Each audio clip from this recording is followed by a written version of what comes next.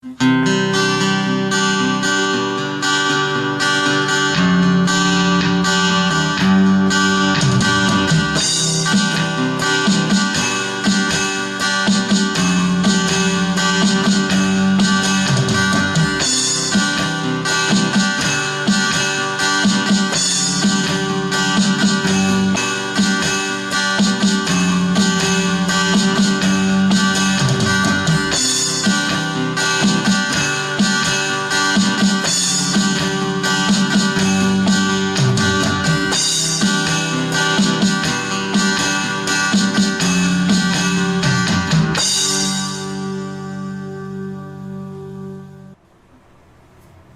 everyone, welcome to the June edition of JMC Live.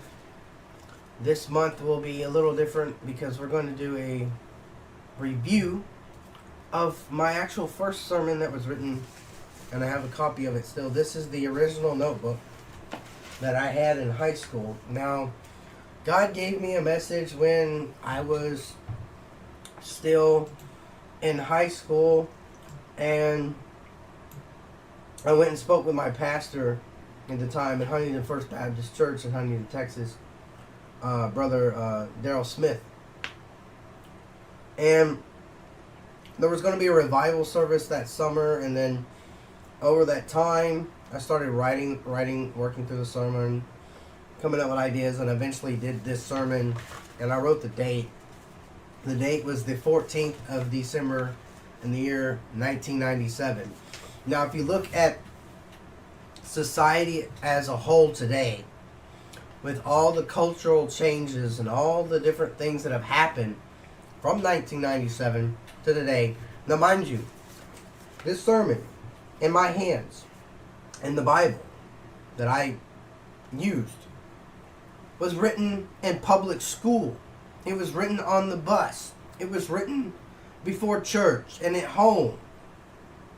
I wasn't told I couldn't bring a Bible. I wasn't told I couldn't write this. In fact, in high school, I took a elective class for Bible literature. And I was awarded something called the H Award for the best student, the best grade, not just the best grades, but the best overall achievement for that year. So that's what we're going to cover tonight. The two songs that will be played are You Won't Relent and Here I Am to Worship.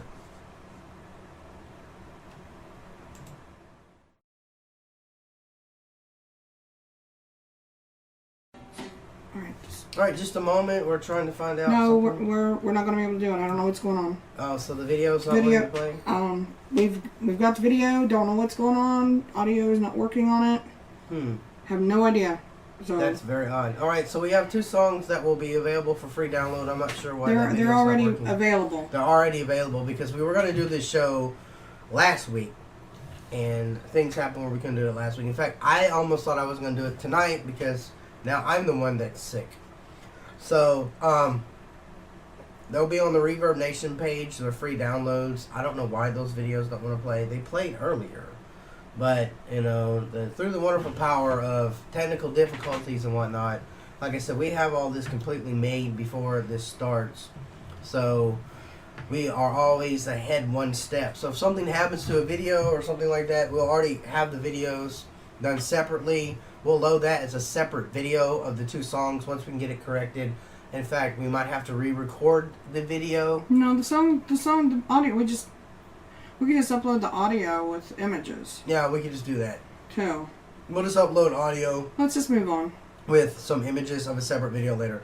So as I was saying, and this is going to be a two-hand story of me actually sharing my first sermon, but I also want to make it a cultural thing for today here in America, because here it is, right here. And you can see this date. Well, I mean, it's kind of crinkled. 12/14/1997, and yeah, it's written in blue and green ink because back then I wrote in different colors of pen.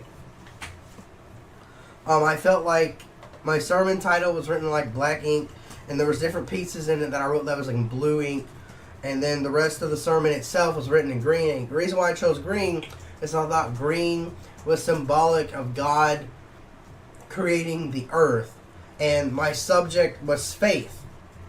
And I talk about what is it and how it works. Now, before we get into the sermon, what I want to discuss real quick with you is how many 16-year-olds, 17-year-olds ever written a sermon? How many people have you ever met that is 16 and 17 years old that wrote a sermon? Not many people write sermons until they go to seminary and they learn how to do it. This was 1997. I wrote my first sermon. I've written many since then, but there's a purpose, the reason why I chose to discuss this one, because look at where America is headed.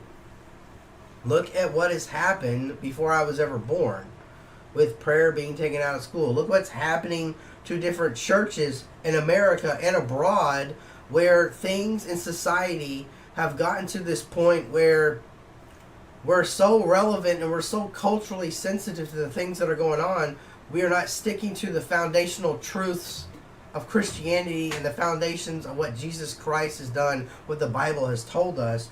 And the purpose of me sharing this story, this sermon, is I'm hoping someone else in that age group is inspired by God through the Holy Spirit to want to write a sermon and do what I did and go ask your pastor, hey, pastor, can I share a sermon on a, like in the case of this is almost coming up on Christmas season. The pastor was working on stuff for an event. He needed a Sunday evening off so he could prepare for some stuff, and I was that person for that time. So what I'm doing with this season, with this version of it, I'm tying, as you can, if you've seen any videos in my room, I'm a really big Marvel Comics fan. So we're going to combine the Avengers with faith and other comic heroes throughout this whole series so we can reach younger people with this message. Because I was 16, 17 years of age. I was 17 already at that point. I started writing this when I was 16. Because I contacted the pastor in June of 1997, and my birthday's August 4th. So, as you see, faith, what is it, how it works? What we start with is a definition of what faith is. And the dictionary I use, the 97 version, says a belief in the value or truth and worthiness of someone or something, a belief and trust in God. The Bible defines faith as justification, and sanctification, power, trial, and grace through joy and peace commended to serving God. Now, I look at this, and we can go to the next slide on this. If any of you seen the new Spider-Man movie that was recently put out on DVD, where there's the multiple Spider-Men in the universe. This is Morales, just as he's jumped off the skyscraper, because the team of other Spider-Men told him he wasn't ready to be the next Spider-Man. And they told him, well, all you need is a leap of faith. So he took, because he couldn't figure out how to use his powers yet. And if you look at the foundations of what faith means, this is a worldly example of a godly thing that can happen in someone's life. Now, I'm not telling somebody to jump off a building. I'm using this as an example to reach younger people. And the point of this message is quite simply, there are times in your life when you have to make decisions where you don't have all the answers. And you're supposed to be the one to solve the problem, but you don't always do it because you need that extra step to start working out your skills. And that was what I wrote in my sermon here. It says, we can go to the next slide. If we as Christians can look towards faith during any situation, it'd be great. It'd be wonderful. We'd be able to do so many things. But when trials and so many different things come in our life, so many bad things happen, we have to assemble. Just like you see here, the Avengers assembled. They came together. They weren't able to do something on their own. They had to work together to figure this out. So if you look at Ephesians chapter 6, verse 11 through 13, we're talking about the full armor of God. And if anyone's watched the new Avengers movie, they all get new armor. And in the next slide, you'll see a picture of that armor. And the foundation of anything that involves putting on the full armor of God, it involves prayer. Now, prayer is a two-edged sword. I can pray to God, but to be an effective Christian, you should pray with one another. It shouldn't be this, okay, I'm going to pray for you all the time. If that's the only communication that you're doing, and you're not actually, doing this prayer thing together, you're missing out on the bigger picture. It says, put on the whole armor of God that you'll be able to stand against the wills of the devil. We wrestle not against flesh and blood, but against the principalities and powers, against rulers of the darkness of the world, against spiritual wickedness in high places. It says, wherever, take on the whole armor so you'll be able to withstand that day, having to stand. And the verse continues to go on and on and on about what you're supposed to do with this. Now, when you're trying to do these different things in your life, you can't sit here and survive without having these different things in your life. You see behind me, and this is also hand in hand, I ended up getting a devotional book. So when you're trying to put on the full armor of God, you need to be able to read the Bible. You need to be able to read studies of what different people have said. This was the book that I had in high school. This was 1998, 97 that I wrote this stuff. And there's comments in here every day. Comments on when I got sick in high school. When I missed over a whole month of stuff. Comments in here about different things. And now here it is, fast forward all these years later. What does this have to do with what I'm talking about? Well, as you see this slide here, it's a combination of where your mindset goes. If you're wanting peace, you have to have prayer. You have to be filled with the Spirit. If you're wanting to have patience in a situation, God has to fill you for that. If you want to understand what to do, you have to have wisdom. And if you don't have wisdom, you can't love. And if you love somebody, then you'll be able to show mercy. And I put them in that order. Because without peace, it's a foundation. You can't get to patience. You can't get wisdom. You can't get love. And you can't get mercy. You just can't do it. It's not possible. Now, when you ask for these things, it doesn't always happen. Does it? No. You run into places where you can't understand what's happening in your life.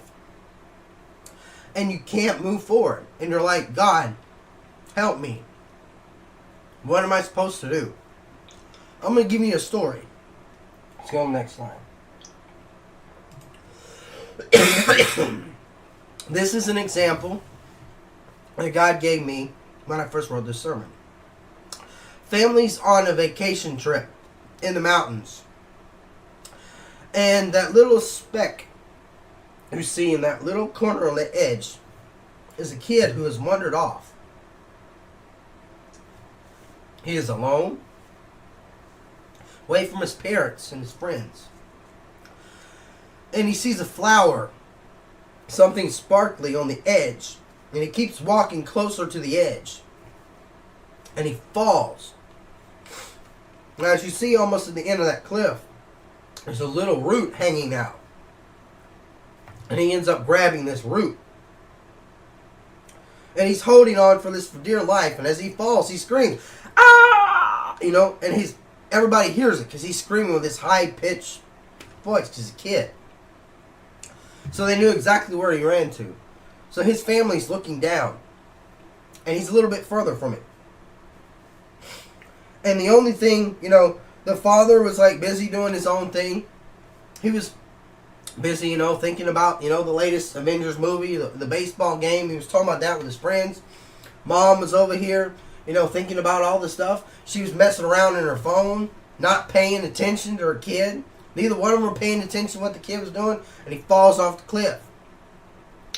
Now in the situation, what do? Kid's falling off the cliff. And he's just not paying attention to anything. Now here's the situation where faith had to come in play. And you can think about that scene from that Spider-Man movie. The Father says, you have to let go of that branch. You have to let go of this branch, and I'm going to grab your hand. But you have to trust me. You have to have faith in me that I will catch you before you fall any further. And the kid pleads, Dad, no, I can't do it. I can't let go of the branch. You got to climb down here. And excuse after excuse, and he's starting to get weak, starting to shake. And anyone's prior military, you had to stand there and hold your rifle, which is about 9.5 pounds straight like this. And you see my arm, after about a minute, you start doing this. And then after a while, you start doing this. And if you hold it long enough, you will dislocate your shoulder. And that's what was happening to this kid. He couldn't do it anymore. He said, okay, Dad, I trust you. He lets go of his hand. And then the next thing you know, what happens? He lets go of his hand, and he grabs him real hard. His fingernails are digging in his son's arm and pulls him back up. There's going to be a point in your life where you got to let go of that root. And let the Father, Jesus Christ, grab you out of that mess that you're in. Maybe you're the father or the mother right now who's too busy in the world, and you're not listening to Jesus Christ, and your son or daughter has run off the cliff. Guess what that son and daughter symbolizes? That symbolizes your soul falling off the cliff into the pit of sin. The sins in your life. Let's go on the next slide. Here's another. This is a quote from the sermon, so I've kind of shortened it down. It says, the path for us is always small, but for us to travel, it means giving up that time spent for other things that go before God. Not going to church, not spending time in His Word. When we feel like nothing works, even going to church, remember that if we believe, don't just sit there and worry about things. Quit worrying. Quit letting sin carry you. Carrying the sin to the foot of the cross of God. We are doing these things too much on our own. This road that we travel is not our road. It's a road God has put before us, or the road that we put before us, or the road that the devil put before us. Which road are you taking? Or are you like some people? You just sitting on the road. I'm just sitting here, man. Give you another example. There was a family in Hurricane Katrina that was on their roof, and they were asking for help, and boats came past. They said, oh, I'm waiting to be rescued. Other boats come past, they're waiting to be rescued. These are just regular people. Then when they're actually in the water, because the water got above the roof, they're in the water now. Now here comes the Coast Guard to save these people. And all the other people were volunteers. Some of them were plainclothes law enforcement and Coast Guard and firemen, and they refuse. Sometimes we get in that situation where we just don't focus on what needs to be done, and we're not doing the things that should be done. Let's go to the next slide. See, just as Morales here had to jump off a building at the end of the Spider-Man film to actually start his powers to work, which is what happens. He finally is able to jump off the roof, and he's able to get the spider's webbing to work, and he's able to activate his abilities because he couldn't go invisible. He couldn't do anything yet. He was able to do the things that he was supposed to. But here's another thing you got to look at. At the same point that things happen in your life, where do things go? And we got to go to John chapter 5 for that. As you can see in the screenshot. John chapter 5 verses 3 and 8. I'm going to scroll over so I can read what I have up there too. So, if you get to John chapter 5 verses 3 through 8.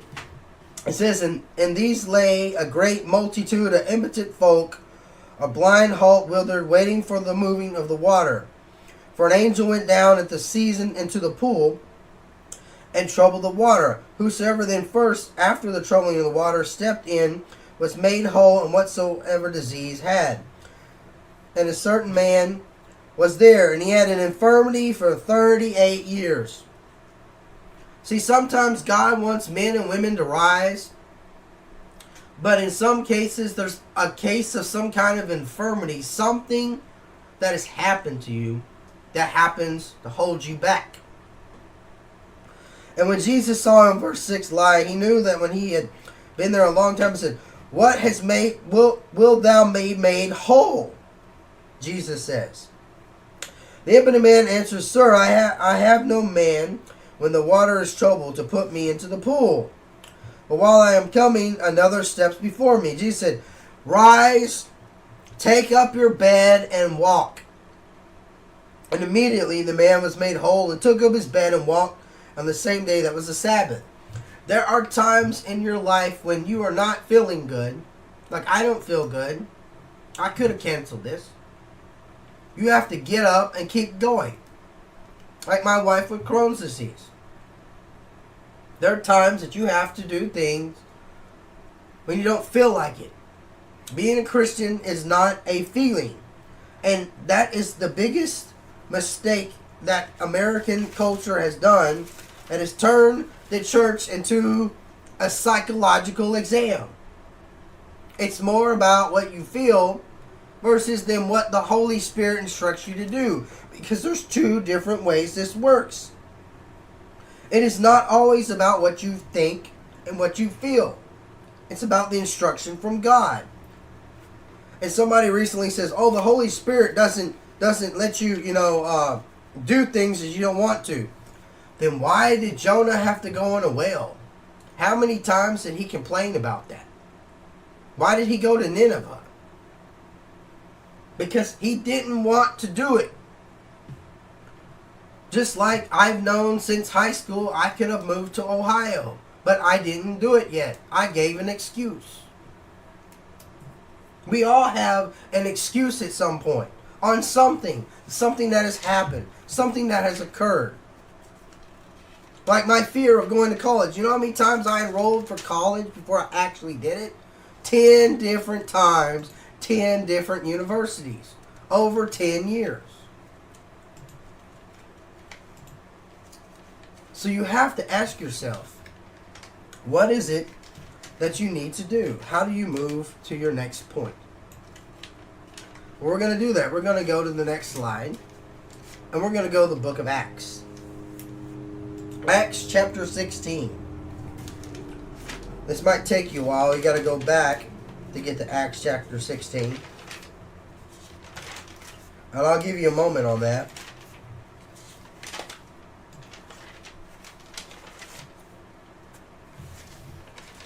Give you just a few moments to get to Acts chapter 16. It's going to be verses 16 through 40, so this is going to take a bit. And you're seeing this scene on the screen. This is where the shackles are coming down. We're going to talk about that. Verse 16, Acts chapter 16, verse 16. "And it came to pass as we went to prayer, a certain damsel possessed with the spirit of divination met us, which brought her masters much gain by soothsaying.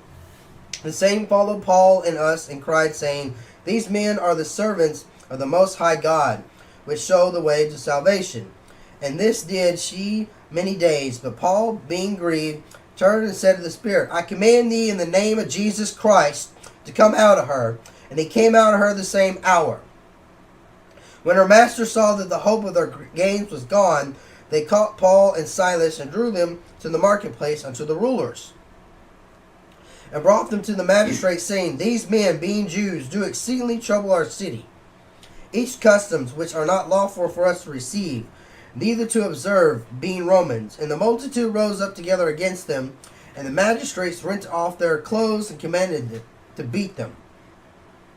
So at this point, they're talking about wanting to beat them. In verses 23 through 26, you're going to see the shackles fall off. It says, When they laid many stripes upon them, they cast them into prison, charging the jailer to keep them safe.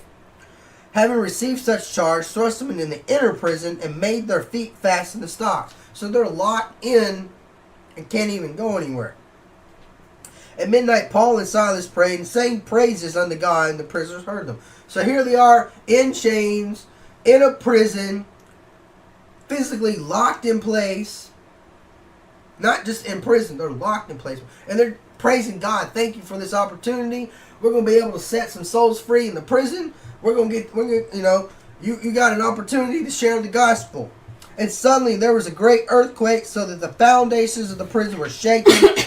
And immediately all the doors are open and everyone's bands are loosened. So not only was Paul set free, Jesus, before, God allowed this earthquake to occur. So then all these shackles came off.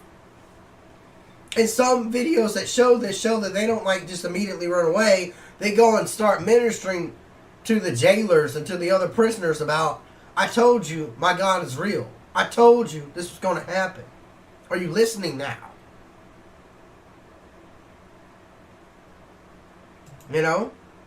That is what God can do in your life. But you have to have the foundations of faith to be able to do that. Not hope, not gifts, not works. That comes after you have this first. Because without the faith, you will give up too many times. Or in the case of me, trying to, go to college, or, meeting Bethany Williamson and talking to Sean Williamson, who worked at AEP in 1997. I remember that day. And within a month after talking to Bethany, and we were writing letters back and forth, Sean was coming home, and she said he worked at AEP in the database department, and I clearly remember she handing the phone to Sean and me talking about college and Ohio State and about career and what life is like. And then that conversation hits me again while in the Coast Guard, because the Coast Guard has a relationship with AEP. See, sometimes things happen in your life that you don't understand, and you don't know how long it's going to take. And without faith, you will give up and completely quit. So I'm going to have to leave you with this. And we can go to the last slide. If God can set free Paul and Silas, if God can heal someone, take you over your bed, rise and walk. If parents can pay better attention to their children and what they're doing and how they're functioning, so their children don't run away. If children can pay attention to their parents and put God first, you will be able to let God lead you no matter wherever the roads of your life will lead you. And no matter how long something takes, things can happen. Use my example if you need an example, because you don't see one. How many times did I apply for college? Over 10. How many years? Over 12 years. Sometimes it takes determination to do something. But you have to have faith in an idea for something in your life to occur. If you're talking about the spiritual side of life, you have to be able to put forth the work that God has given you. And that's to learn who He is. What is He about? What does Jesus want to do through you today? And you will have different seasons in your life. I remember when I was at Teen Mania, I went from being the guy who took out the trash in Ron's Loose office to taking out the trash and cleaning all the chairs in the auditorium. Then I went and cleaned the summer camps. Then I cleaned our dorms. Then I was asked to be on the intercessory prayer teams.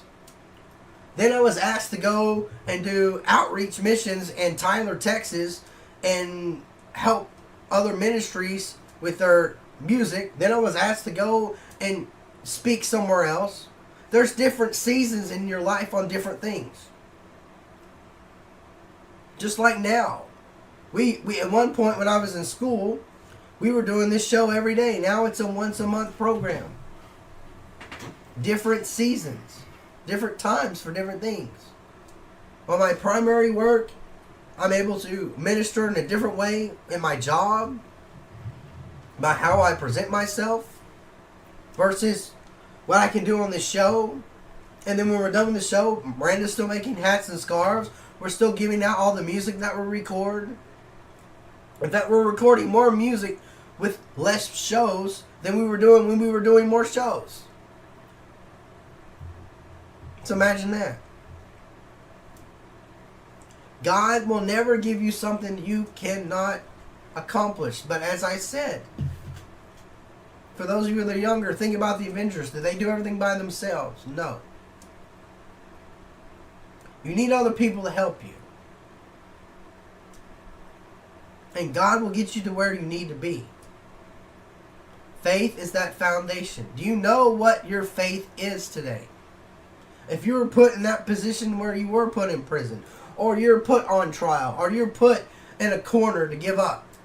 The other example is the 99 weeks I was out of work. I kept applying for jobs, and I applied for 1,000 jobs in over 99 weeks. I was called a liar. Well, what happened after I lost my job? Between the McGraw-Hill job and the PNC Bank job, in 9 months I applied for 1,000 jobs, and I posted it every week. I posted how many jobs I applied for on Facebook. And all the people that were on my Facebook who called me a liar before, they still to this day have not said one word and have not made one comment. Nor have they apologized. They're just shell-shocked. If God has something for you to do, you'll accomplish it. God will lead you in places that only you can help somebody else. So I'll leave that with you today. The final thoughts. The last words in the sermon. Let me get to the last page.